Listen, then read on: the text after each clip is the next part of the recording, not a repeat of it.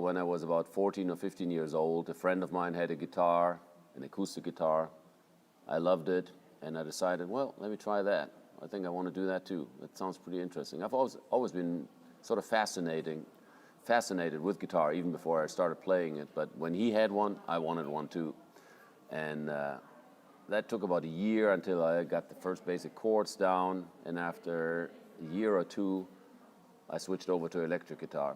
And I remember it was a very cheap department store guitar, like a cheap Japanese copy of a Stratocaster, but didn't even look like a Stratocaster. It had four pickups and many switches. It was horrendous. Very cheap guitar, but we all got to start somewhere. First of all, I write all the songs they're all based on guitar riffs, so it always starts with a guitar. It never starts on a piano or anything like that. I mean, all the songs, or nobody writes down lyrics before we have a guitar riff, So it always starts with me or Peter or both of us sitting together and jamming on some riffs. And so it's all based on that. It always goes back to that. Just pure and simple, just plugging a guitar into an amp and getting inspired by the sound and by the attack and, by the vibe of the riff. Well, to me, it was always more important to have an identity and to do what I'm good at rather than sort of chasing something that I'm not.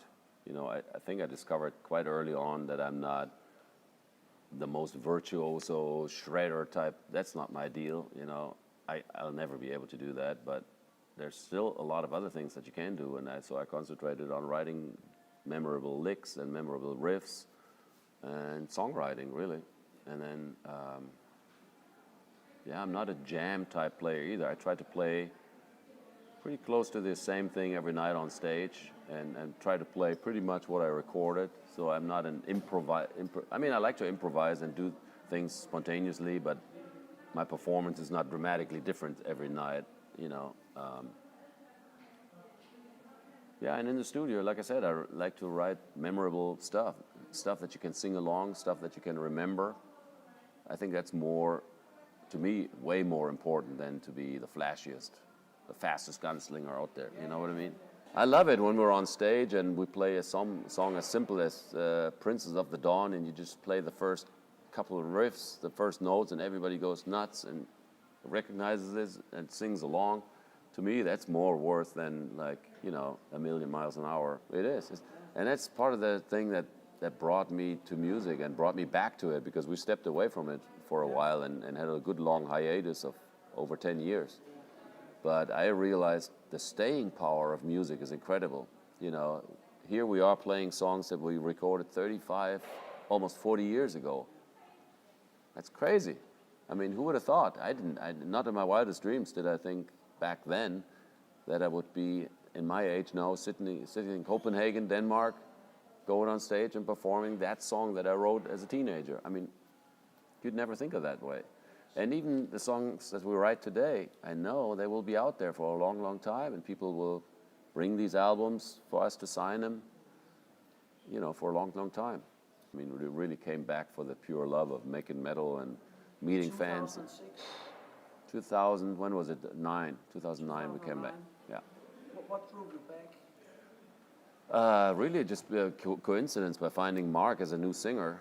If we hadn't found him, we wouldn't be here. But we did, and we thought that's reason enough to go out there and give it another go, see what happens. And miraculously it worked. We got a new lead singer and it's going better than ever.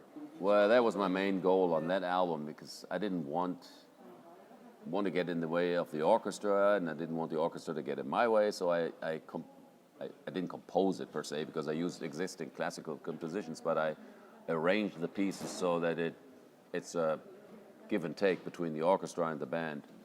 And other than that, this has been a long-term project of mine. It took me almost 10, 12 years to make this album. I started early on, even before Accept got back together, because I've always been fascinated by classical music, and this is a follow-up album to a previous one that I made in the late 90s. Yeah, I've been doing this for 30 years, I think, to combine classical stuff with metal elements, or actually to use metal classical elements in metal. I should put it this way, but this is the first time that I actually used a full orchestra and made a full album out of pieces that were specifically written for it, and it was great fun.